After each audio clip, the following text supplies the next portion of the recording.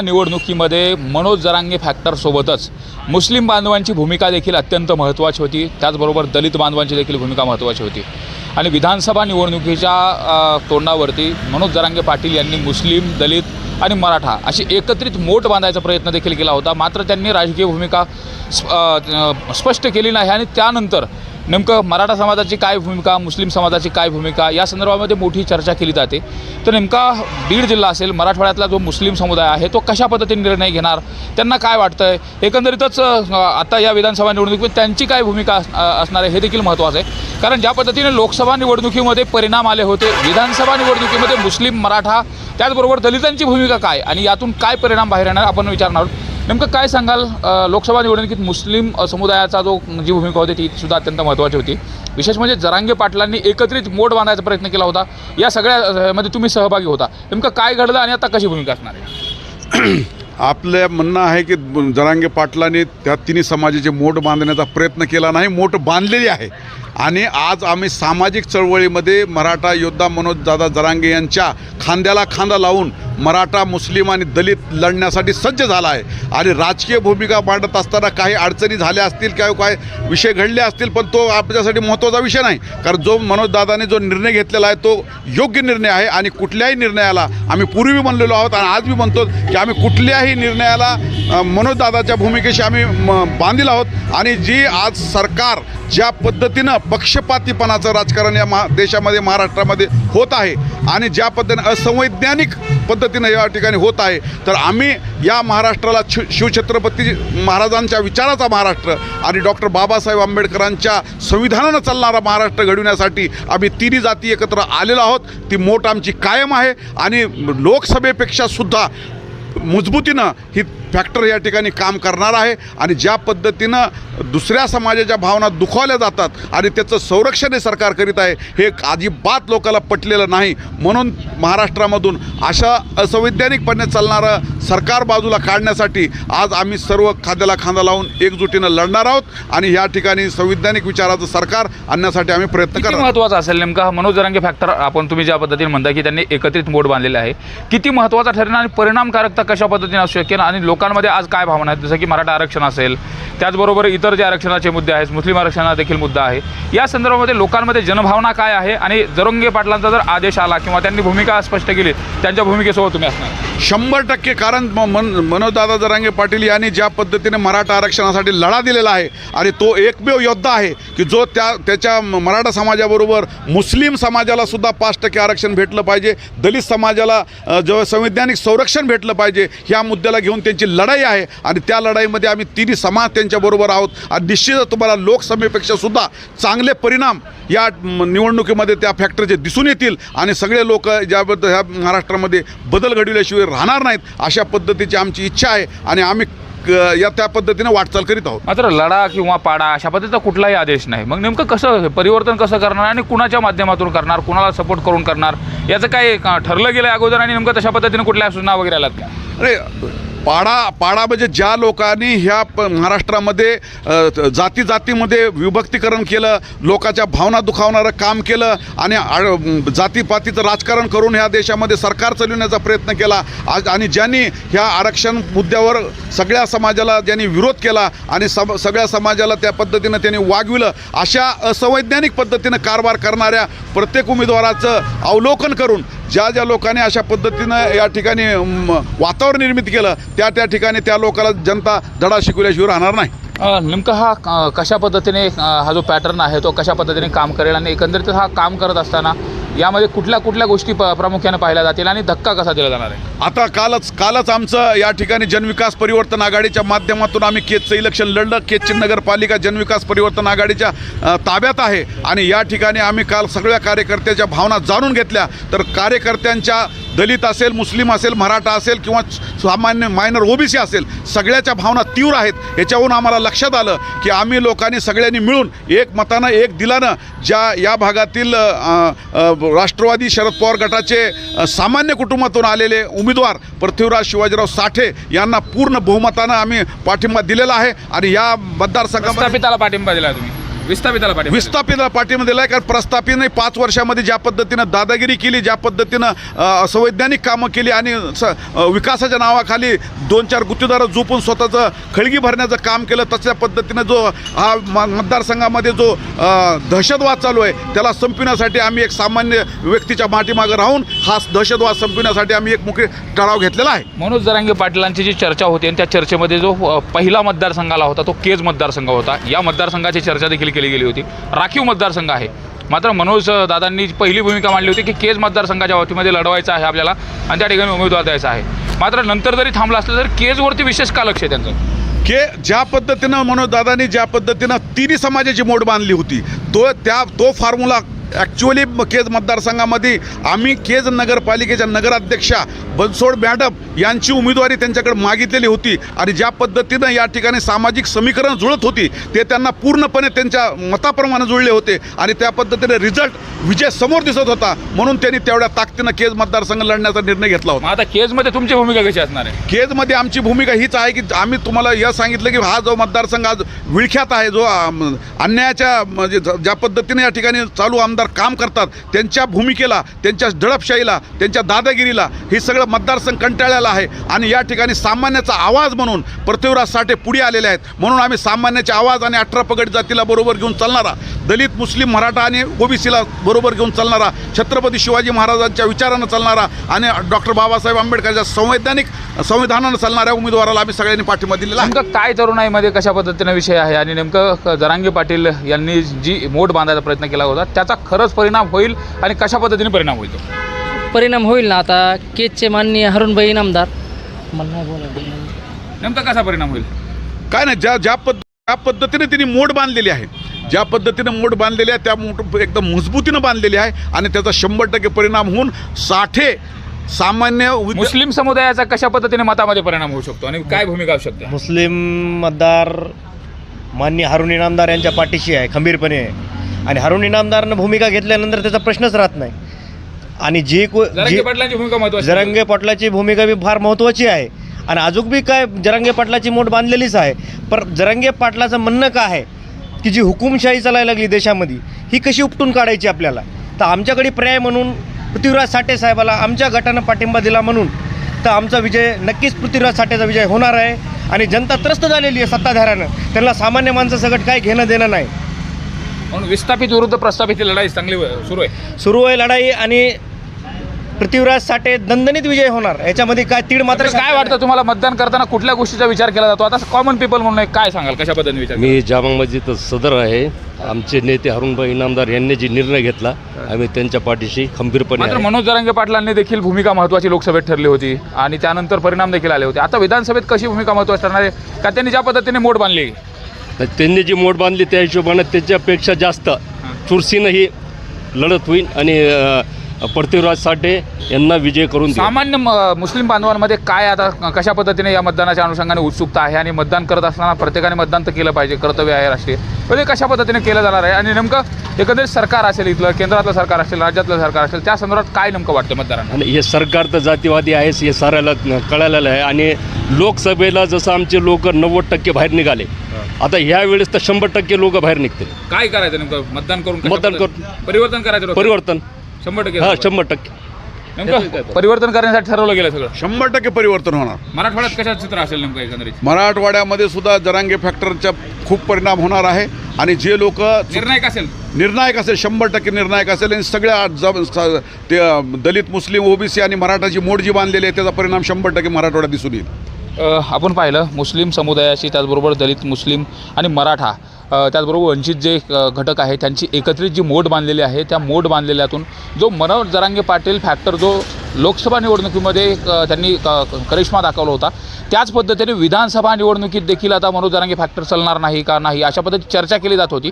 मात्र मुस्लिम समुदायाकडून ज्या पद्धतीने आता बोललं जातं की तो फॅक्टर कायम आहे आणि त्यातून करिश्मा करून दाखवेल, एवढंच नाही तर तो निर्णायक असेल, अशा पद्धतीचं देखील जे मत आहे ते बीडमधल्या मुस्लिम समुदायाने व्यक्त केलं आहे. त्यामुळे एकंदरीत जर आपण बघितलं दलित, मुस्लिम आणि मराठवाड्याचं एकंदरीतच विधानसभेचं चित्र कशा पद्धतीने बदलणार आणि नेमकं 23 तारखेला किती सीट या ठिकाणी कुणाच्या येणार आणि सरकार कोणाचं स्थापन होणार हे देखील पाहणं महत्त्वाचं ठरणार आहे. कॅमेरा प्रकाश जाधव सोबत सुरेश जाधव, न्यूज 18 लोकमत, बीड. मराठवाड्यामध्ये लोकसभा निवडणुकीमध्ये मनोज जरांगे फॅक्टरसोबतच मुस्लिम बांधवांची भूमिका देखील अत्यंत महत्त्वाची होती. त्याचबरोबर दलित बांधवांची देखील भूमिका महत्त्वाची होती.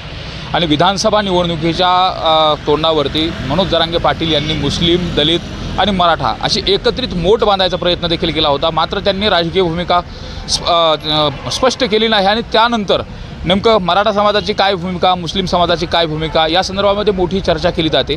तर नेमका बीड जिल्हा असेल, मराठवाड्यातला जो मुस्लिम समुदाय आहे तो कशा पद्धतीने निर्णय घेणार, त्यांना काय वाटतं आहे, एकंदरीतच आता या विधानसभा निवडणुकीत त्यांची काय भूमिका असणार आहे हे देखील महत्त्वाचं आहे. कारण ज्या पद्धतीने लोकसभा निवडणुकीमध्ये परिणाम आले होते, विधानसभा निवडणुकीमध्ये मुस्लिम, मराठा त्याचबरोबर दलितांची भूमिका काय आणि यातून काय परिणाम बाहेर येणार आपण विचारणार आहोत. नेमकं काय सांगाल, लोकसभा निवडणुकीत मुस्लिम समुदायाचा जी भूमिका होती ती सुद्धा अत्यंत महत्त्वाची होती. विशेष म्हणजे जरांगे पाटलांनी एकत्रित मोड बांधायचा प्रयत्न केला होता. या सगळ्यामध्ये तुम्ही सहभागी होता. नेमकं काय घडलं आणि आता कशी भूमिका असणार आहे? आपलं म्हणणं आहे की जरांगे पाटलांनी त्या तिन्ही समाजाचे मोठ बांधण्याचा प्रयत्न केला नाही, मोठ बांधलेली आहे.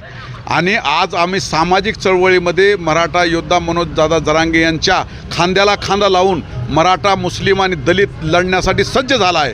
आणि राजकीय भूमिका मांडत असताना काही अडचणी झाल्या असतील, काय विषय घडले असतील, पण तो आपल्यासाठी महत्त्वाचा विषय नाही. कारण जो मनोजदादाने जो निर्णय घेतलेला आहे तो योग्य निर्णय आहे. आणि कुठल्याही निर्णयाला आम्ही पूर्वी म्हणलेलो आहोत आणि आज मी म्हणतो की आम्ही कुठल्याही निर्णयाला मनोजदादाच्या भूमिकेशी आम्ही बांधील आहोत.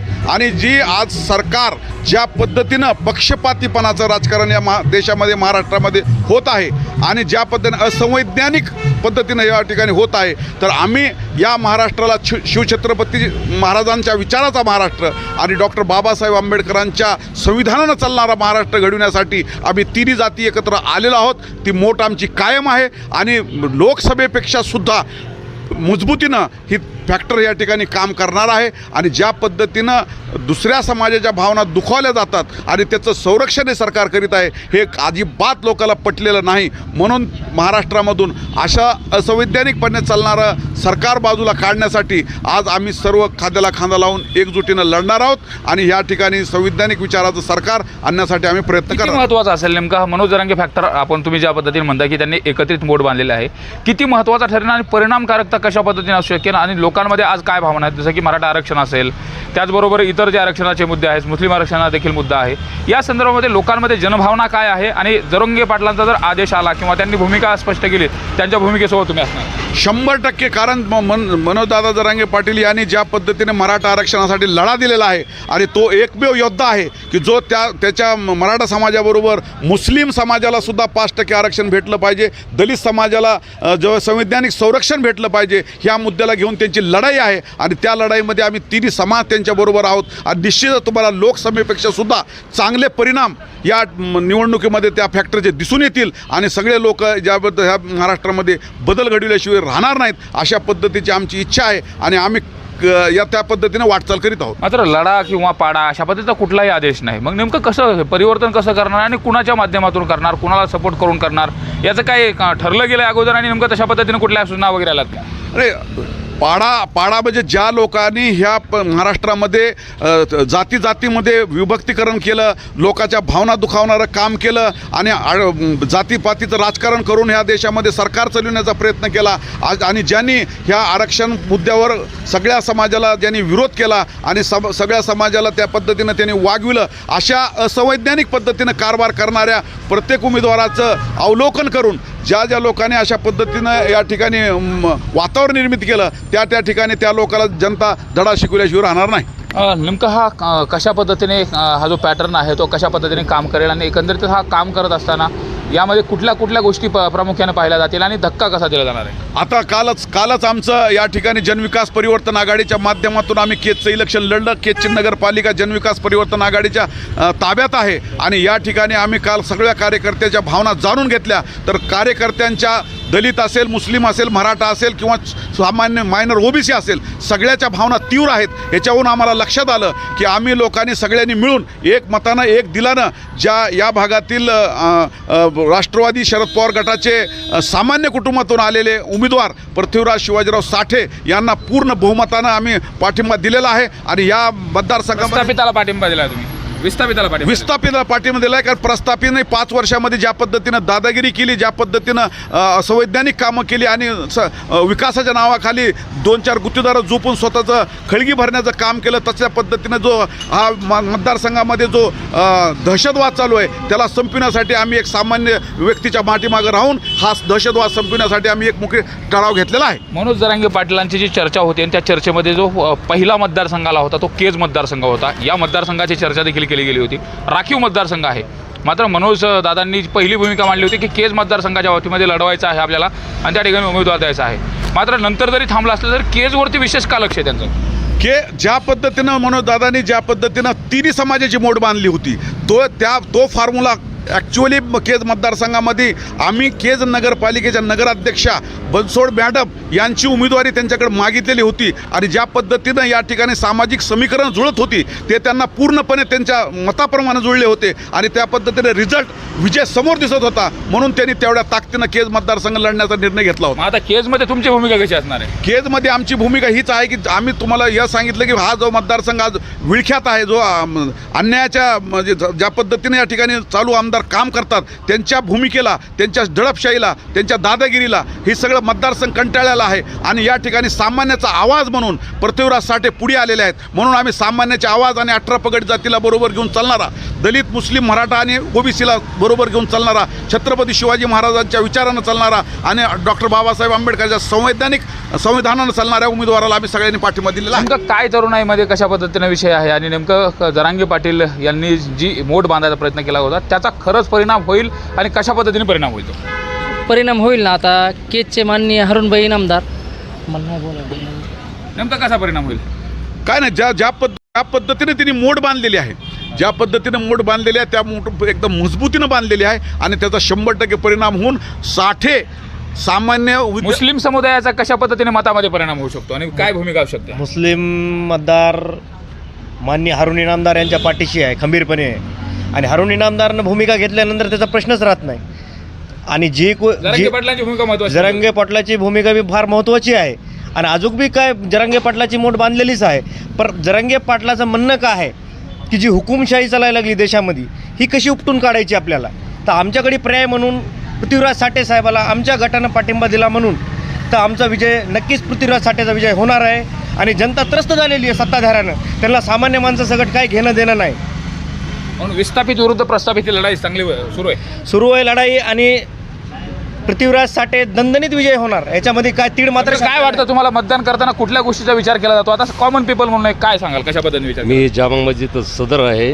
आमचे नेते हरुणभाई इनामदार यांनी जी निर्णय घेतला आम्ही त्यांच्या पाठीशी खंबीरपणे मात्र आहे. मनोज जरांगे पाटलांनी देखील भूमिका महत्त्वाची लोकसभेत ठरली होती आणि त्यानंतर परिणाम देखील आले होते. आता विधानसभेत कशी भूमिका महत्त्वाची ठरणार आहे का त्यांनी ज्या पद्धतीने मोड बांधली? तर त्यांनी जी मोड बांधली त्या हिशोबाने त्याच्यापेक्षा जास्त चुरशीनं ही लढत होईल आणि पृथ्वीराज साठे यांना विजय करून देऊ. सामान्य मुस्लिम बांधवांमध्ये काय आता कशा पद्धतीने या मतदानाच्या अनुषंगाने उत्सुकता आहे आणि मतदान करत असताना प्रत्येकाने मतदान तर केलं पाहिजे, कर्तव्य आहे राष्ट्रीय, पण ते कशा पद्धतीने केलं जाणार आहे आणि नेमकं एकंदरीत सरकार असेल, इथलं केंद्रातलं सरकार असेल, राज्यातलं सरकार असेल, त्या संदर्भात काय नेमकं वाटतं मतदारांना? आणि हे सरकार तर जातीवादी आहेच हे साऱ्याला कळालेलं आहे. आणि लोकसभेला जसं आमचे लोक 90% बाहेर निघाले, आता ह्या वेळेस तर 100% लोक बाहेर निघतील. काय करायचं नेमकं? मतदान करून मतदान करून परिवर्तन करायचं? परिवर्तन 100%. हां 100%. नेमकं परिवर्तन करण्यासाठी ठरवलं गेलं सगळं. 100% परिवर्तन होणार. मराठवाड्यात कशाचं चित्र असेल नेमकं एकंदरीत? मराठवाड्यामध्ये सुद्धा जरांगे फॅक्टरचा खूप परिणाम होणार आहे आणि जे लोक निर्णायक असेल 100% निर्णायक असेल आणि सगळ्या ते दलित, मुस्लिम, ओबीसी आणि मराठाची मोड जी बांधलेली आहे त्याचा परिणाम 100% मराठवाड्यात दिसून येईल. आपण पाहिलं मुस्लिम समुदायाशी, त्याचबरोबर दलित, मुस्लिम आणि मराठा, त्याचबरोबर वंचित जे घटक आहे त्यांची एकत्रित जी मोड बांधलेली आहे त्या मोड बांधलेल्यातून जो मनोज जरांगे पाटील फॅक्टर जो लोकसभा निवडणुकीमध्ये त्यांनी करिश्मा दाखवला होता, त्याच पद्धतीने विधानसभा निवडणुकीत देखील आता मनोज जरांगे फॅक्टर चालणार नाही का नाही अशा पद्धतीची चर्चा केली जात होती. मात्र मुस्लिम समुदायाकडून ज्या पद्धतीने आता बोललं जातं की तो फॅक्टर कायम आहे आणि त्यातून करिश्मा करून दाखवेल, एवढंच नाही तर तो निर्णायक असेल, अशा पद्धतीचं देखील जे मत आहे ते बीडमधल्या मुस्लिम समुदायाने व्यक्त केलेलं आहे. त्यामुळे एकंदरीत जर आपण बघितलं, दलित